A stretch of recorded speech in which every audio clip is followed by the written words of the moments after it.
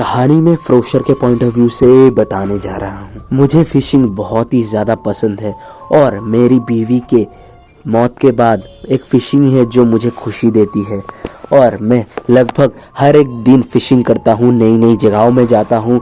और एक जगह फिर मुझे ऐसी मिल गई जहाँ पे बहुत सारी मछलियाँ मुझे दिख गई और मैं फिशिंग के लिए कांटा लगा के बैठ जाता हूँ और मुझे लगता है कि मुझे यहाँ पे बहुत ही ज़्यादा मछलियाँ मिलने वाली हैं। मुझे मछलियाँ बहुत ही ज़्यादा पसंद है, लेकिन धीरे धीरे शाम हो जाती है।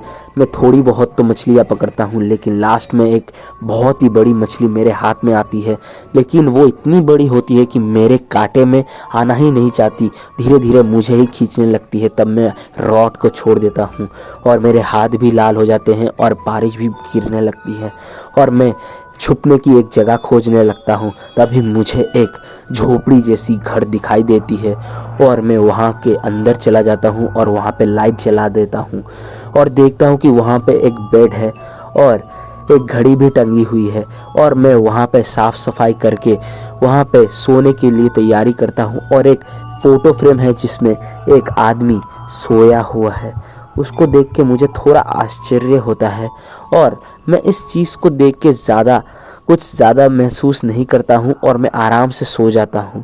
और सोने के कुछ देर बाद ही मैं देखता हूँ कि वहाँ पे घड़ी में 3:30 बज रहे थे और वहाँ पे एक बड़ा सा मॉन्स्टर आ जाता है, इंसानों की शक्ल वाला। लेकिन उसे देख के मैं डर जाता हूँ और मेरी नींद खुल जाती है, लेकिन अंदर कुछ भी नहीं था।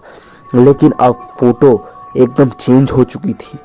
जो आदमी मुझे सोता हुआ दिख रहा था वो अब खड़ा होकर बाहर की तरफ भागने लगता है और घड़ी में बिल्कुल 3:30 बजने वाले थे और मैं सोचता हूँ कि अब यहाँ से जल्दी निकलना चाहिए। मैं अपना बैकपैक पैक करता हूँ और निकलने की कोशिश करता हूँ, लेकिन मेरे जूते गायब होते हैं दोस्तों।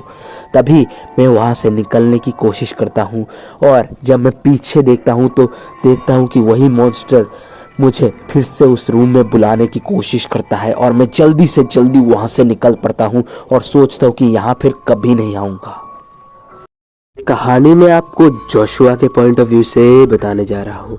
मैं अपने दोस्त की पार्टी से बहुत ही ज़्यादा थक गया था, पूरी रात पार्टी चली। अब मेरे गाड़ी चलाने का बिल्कुल भी मन नहीं कर रहा था, तो मैंने एक होटल में लॉगिन कर लिया और मुझे 23 नंबर रूम की चाबी भी मिल गई।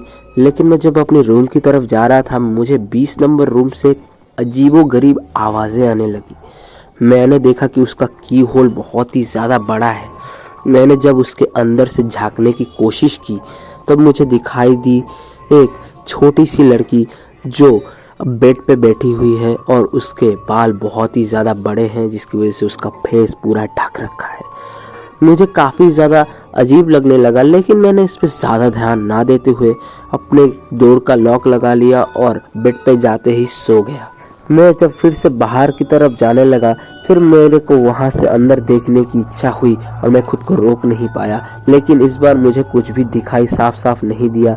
फिर मैंने उस की होल के आगे एक रेड कलर का कपड़ा रख दिया और फिर वहाँ से धीरे धीरे करके बाहर निकलने लगा और रिसेप्शनिस्ट से कहा कि वहाँ पे 20 नंबर रूम में एक लड़की अकेले रहती है, उसके मॉम डैड कहाँ है और क्या आप उसे अकेले रहने देते हैं।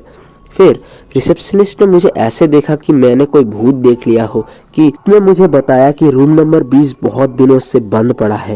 एक कपल वहां पे रहने आए थे और उनकी बेटी के साथ, लेकिन एक दिन रहने के बाद ही उनकी बेटी वहां पे मरी हुई पाई गई और उनके पेरेंट्स भी वहां पे आत्महत्या किए हुए पाए गए।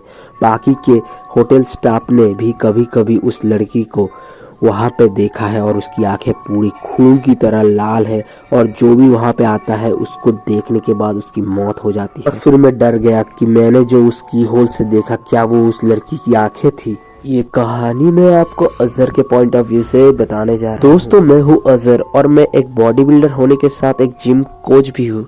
मैं सुबह उठ के खाना बना के रेडी होके अपने कोचिंग के लिए जिम में चला जाता हूँ, लेकिन जिम में लिफ्ट से बाहर आके अपना चेक इन करके जब मैं अंदर जाता हूँ तो देखता हूँ कि टीवी वो पूरी तरीके से ऑन रहता है और मैं जब गार्ड को पूछता हूँ कि ये कैसे हुआ, उसे भी इस बारे में बिल्कुल भी पता नहीं था। तभी मैं नाइट के जिम कोच को मैसेज करके पूछता हूँ कि आपने टीवी को खुला छोड़ दिया था, तो उसने कहा कि नहीं, मैंने तो बंद किया था। और जब गार्ड ने सीसीटीवी फुटेज देखा तो खुद टीवी रात के एकदम बीच में खुद ब खुद ऑन हो गया। ऐसा नहीं हो सकता कि कोई ना छू के उसको ऑन करे।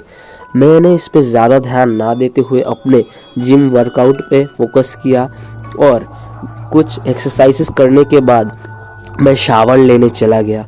और शावर लेते लेते मेरे को थोड़ा अजीब सी सिरहन सी मच रही थी, क्योंकि मुझे लग रहा था कि कोई मेरे साथ शावर में है, लेकिन असल में मुझे कोई दिख नहीं रहा था।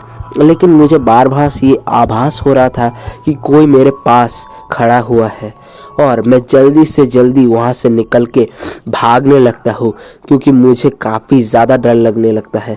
मैं जल्दी अपने कपड़े पैक करता हूँ, कपड़े पहनता हूँ और वहाँ से निकल के एक बाहर के रूम में जाके बैठ जाता हूँ। मुझे इससे ज़्यादा डर पहले कभी नहीं लगा और मेरे हाथ पैर ऐसे काँप रहे थे कि क्या बताऊँ। तभी मेरा दोस्त साइमन वहाँ पे आ जाता है, जो नाइट कोचिंग का काम यहाँ पे करता था। और मैंने उससे पूछा, क्या तुम्हारे साथ भी ऐसा कभी हुआ है जो मेरे साथ हुआ?